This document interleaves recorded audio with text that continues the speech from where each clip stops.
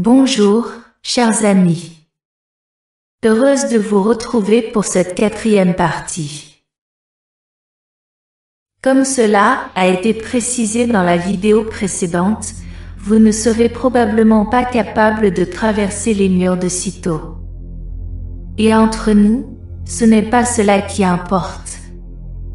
Mais maintenant que vous avez cette information, vous commencerez à réfléchir aux limitations que vous vous imposez et qui vous empêchent de réaliser ce que vous appelez l'impossible dans votre monde. Si vous le faites, vous allez commencer à évoluer. À partir de maintenant, vous pouvez faire votre part en commençant à pratiquer et visualiser tout ce que nous vous disons. La visualisation est très importante à votre niveau, car elle vous aide à évoluer. En visualisant, vous pouvez commencer à réellement changer les choses. Vous avez sans doute découvert cela dans certains domaines de votre vie. Ou, peut-être que vous n'avez pas toujours réalisé que vous avez en effet changé les choses par vos propres pensées. C'est pourquoi nous devons vous dire, peut-être même vous avertir, que les pensées sont puissantes. Très puissantes. Les mots sont tout aussi puissants. Sachez que, comme vous le pensez, il en sera ainsi. Les pensées, et plus encore, les pensées répétées, et même les mots, ont le pouvoir de changer les choses. Jetez un œil à ce que vous pensez. Qu'est-ce que votre bouche proclame encore et encore? Par exemple, combien de fois pensez-vous, dites-vous, ou entendez-vous la phrase « je vieillis » encore et encore? Les gens vieillissent en fait par leurs pensées et leurs paroles répétées. À partir d'aujourd'hui, s'il vous plaît, prenez conscience de vos schémas de pensée. Examinez les choses que vous dites et notez combien de fois vous répétez les mêmes choses. Pensez à ce qui se passe dans votre vie. Dirigez-vous votre vie sur un chemin négatif en prononçant les mêmes mots négatifs tout le temps? Ce que vous dites façonne la vie de vos enfants, de votre famille et de vos amis. Que leur dites-vous à plusieurs reprises? Avant tout, nous espérons que tout ce que vous dites est à la fois bénéfique et positif pour leur croissance, ainsi que pour leur évolution spirituelle. Pensez-y. Si vous dites à vos enfants, à plusieurs reprises, qu'ils ne peuvent pas faire quelque chose, vont-ils passer leur vie à croire qu'ils ne le peuvent pas? Vous avez le pouvoir et la capacité de former les pensées et les croyances des autres par tout ce que vous dites. Veillez à apporter non seulement de l'encouragement et de l'inspiration à vos enfants, mais à tous ceux qui vous entourent. Vous êtes lumière, et il est de votre devoir de transmettre des informations correctes, sans condamnation.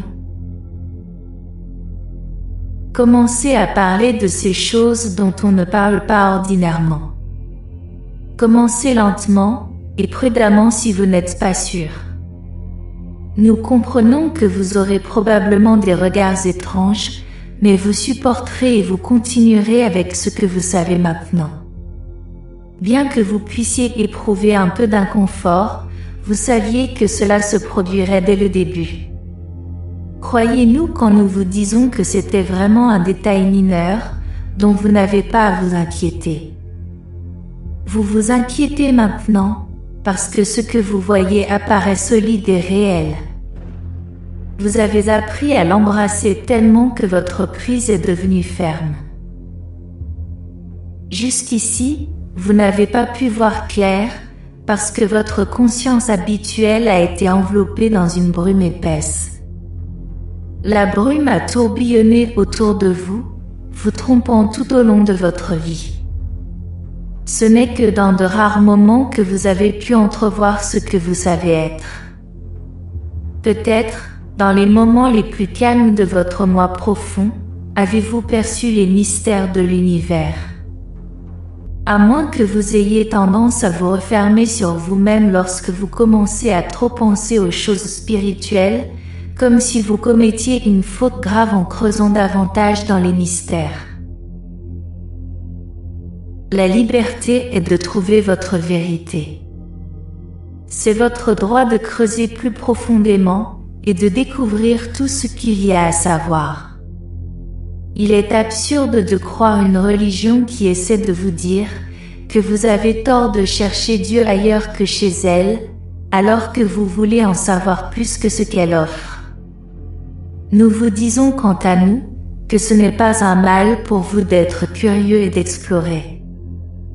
Il y a ceux d'entre vous qui n'ont jamais vraiment suivi de religion, mais il y en a beaucoup d'autres qui ont été grandement influencés par ce que vous ont dit vos soi-disant livres saints. Nous vous disons pourtant que tout n'est pas aussi sain que vous pouvez le croire.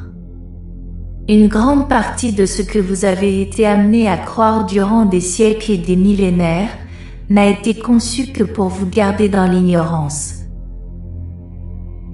En ce moment, nous réalisons que beaucoup d'entre vous peuvent rester sceptiques et méfiants, même si vous écoutez ce que nous vous disons. Vous avez reçu beaucoup d'enseignements dans le domaine spirituel, et il se peut que vous ayez maintenant des problèmes sur ce qu'il faut croire. Par conséquent, nous souhaitons mettre en avant cette question. Croiriez-vous quelque chose qui vous dit d'arrêter votre recherche? Pourquoi préféreriez-vous croire ce qui vous limite et vous met dans la servitude et la peur d'explorer plus loin? Le domaine spirituel, sachez-le, contient plus que ce que vous pouvez apprendre dans toute une vie. Nous vous disons simplement qu'explorer et rechercher les réponses est la liberté ultime et la seule manière de trouver la vérité. Nous vous disons que vous ne devriez jamais vous limiter. Pas même à tout ce que nous vous disons. Le domaine spirituel contient tellement de choses qu'il serait impossible de tout apprendre en une seule vie. Sachez juste qu'il existe et que c'est très réel. C'est une grande partie de qui vous êtes. Et qui vous êtes est très précieux et unique. Chers amis, frères et sœurs, je vous remercie une fois de plus pour votre écoute. Et je vous donne bien sûr rendez-vous pour la suite de ces enseignements pléiadiens. Avec tout mon amour. Votre sœur, Myriam.